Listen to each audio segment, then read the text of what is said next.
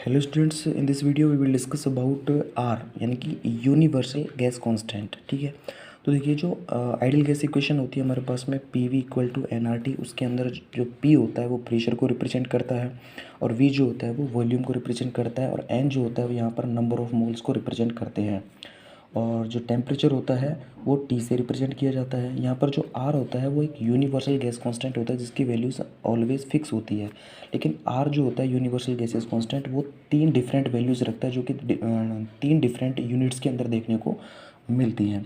Basically are की जो first value होती है वो जूल पर मोल पर केल्विन के अंदर देखने को मिलती है और दूसरी वैल्यू जो होती है वो आपके पास में कैलोरी पर मोल पर केल्विन के अंदर देखने को मिलती है। और थर्ड जो यूनिट होती है वो तब यूज़ करती है तब मतलब तब यूज़ करना पड़ता है तब प्रेशर जो होता है वो एटीएम के अंदर दिया हो यानी कि एटमॉस्फेयर के अंदर दिया गया हो और वी जो होता है यानी कि वॉल्यूम वो लीटर के अंदर दिया गया हो, तब जाके हमारे पास में जो थर्ड वैल्यू है आर की वो हमको यूज़ करनी पड़ती है।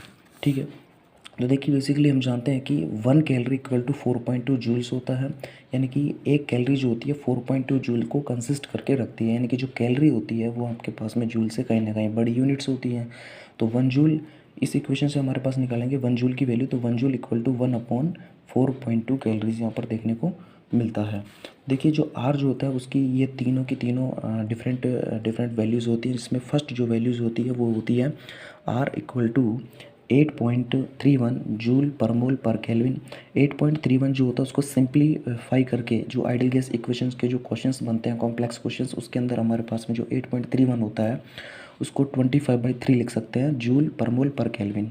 ठीक है, मोस्टली आपके पास में क्वेश्चंस करते वक्त 25/3 ही वैल्यू यूज करनी होती है ताकि जो गलती होने के चांसेस होते हैं वो काफ़ी कम हो जाते हैं। एंड सेकंड जो होती है वो होती है कैलोरीज पर मोल पर केल्विन, क्योंकि हमने यहाँ पर देखा था कि 1 जूल जो होता है 1/4.2 कैलोरीज रखता है। तो ये जो जूल है इसको हमारे पास में कैलोरीज के अंदर कन्वर्ट करने के लिए 4.2 से डिवाइड करना पड़ता है।